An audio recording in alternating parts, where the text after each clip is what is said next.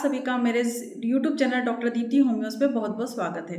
दोस्तों, अगर आपकी नाक लंबे समय से बंद रहती है, नाक से आपको सांस लेने में परेशानी होती है और बार बार आपको तकलीफ हो रही है या आपको नेज़ल कंजेशन हो रहता है और धीरे धीरे आपको स्मेलिंग पावर जो है वो कम हो रही है या आपको ठीक तरीके से किसी भी चीज़ की स्मेल लेने में अगर तकलीफ होती जा रही है, तो उसका एक कारण हो सकता है नेज़ल पॉलिप का होना। यानी कि आपकी नाक जो है जो आपकी नोज़ होती है उसके अंदर जो सॉफ्ट टिश्यूज़ होते हैं उसकी ओवर ग्रोथ हो जाने की वजह से आपको ये परेशानी हो सकती है। तो दोस्तों, इस ओवर ग्रोथ को, ये जो सॉफ्ट टिश्यू में ओवर ग्रोथ हो रही है, इसे हम नेज़ल पॉलिप कहते हैं। तो आज की इस वीडियो में हम स्पेसिफिकली बात करने वाले हैं नेज़ल पॉलिप के बारे में और उसकी कुछ होम्योपैथी मेडिसिन के बारे में। और ये होम्योपैथी मेडिसिन हमारे होम्योपैथी जो लिटरेचर्स हैं या फिर क्लिनिकल प्रैक्टिस में नेज़ल और साइनस रिलेटेड कंप्लेंट्स में ज़्यादातर यूज़ की जाती है या प्रिस्क्राइब की जाती है।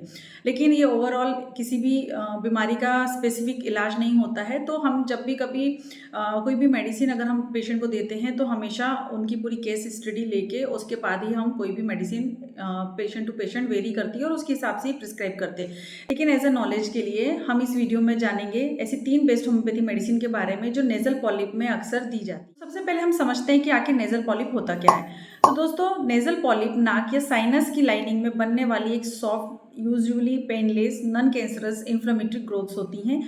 जब ये ग्रोथ छोटे होते हैं तो इसमें किसी भी तरीके के स्पेसिफिकली कोई भी सिम्टम्स आपको शो नहीं होते हैं, लेकिन जैसे जैसे इनका साइज़ बढ़ने लग जाता है तो नेज़ल पैसेज में ऑब्स्ट्रक्शन, यानी कि वहाँ पर जब भी इसका साइज़ बढ़ेगा तो वहाँ पर कुछ रुकावटें होने लग जाती है, जिसकी वजह से पेशेंट में कुछ सिम्टम्स हम अक्सर देखने को मिल जाते हैं।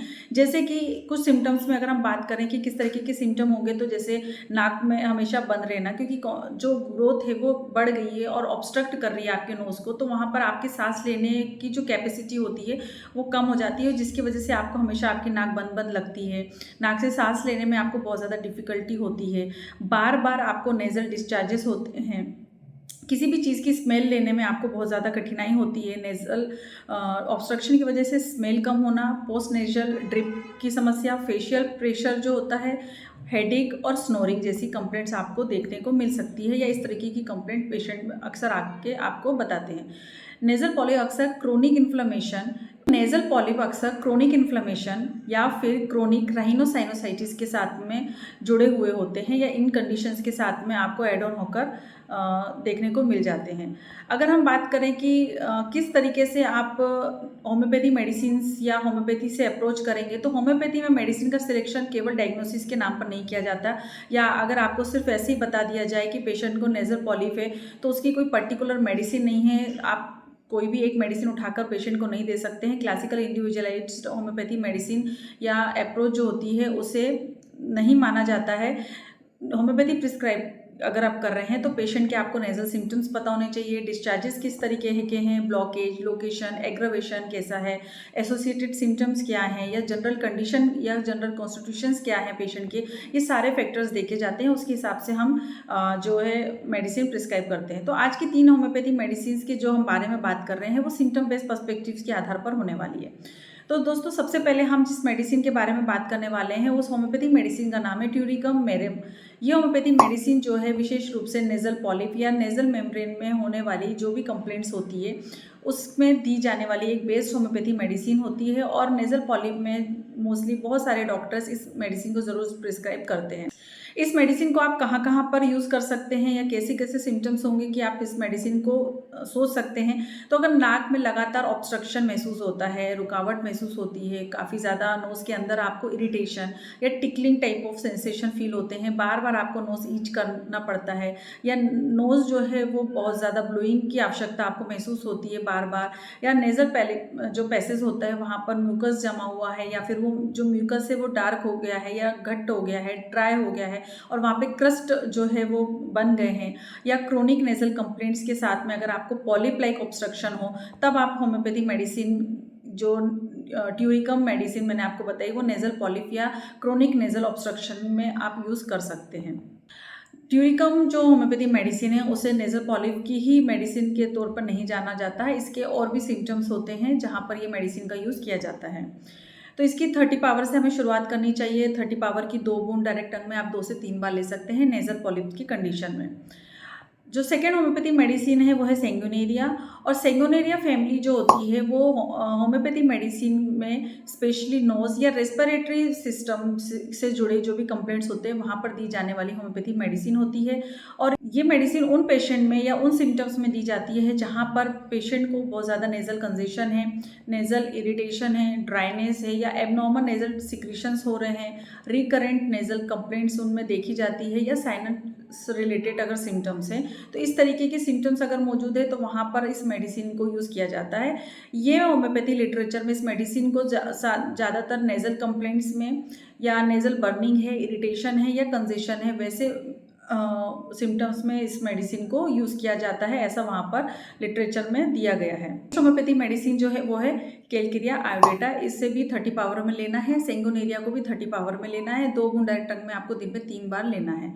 कैलकेरिया आयोडेटा को होम्योपैथी मेडिसिन में ग्लैंडुलर या फिर कोई प्रोलिफरेशन अगर मेम्ब्रेन्स हैं या उससे प्रोलिफरेशन वाली टेंडेंसी अगर पेशेंट में है तो वैसी कंडीशन में ये मेडिसिन को प्रिस्क्राइब किया जाता है। होम्योपैथी प्रैक्टिस में क्रोनिक इन्फ्लेमेटरी या टिश्यू इन्लाइनमेंट जो कंडीशंस होती है वहाँ पर इस मेडिसिन को कंसीडर किया जाता है।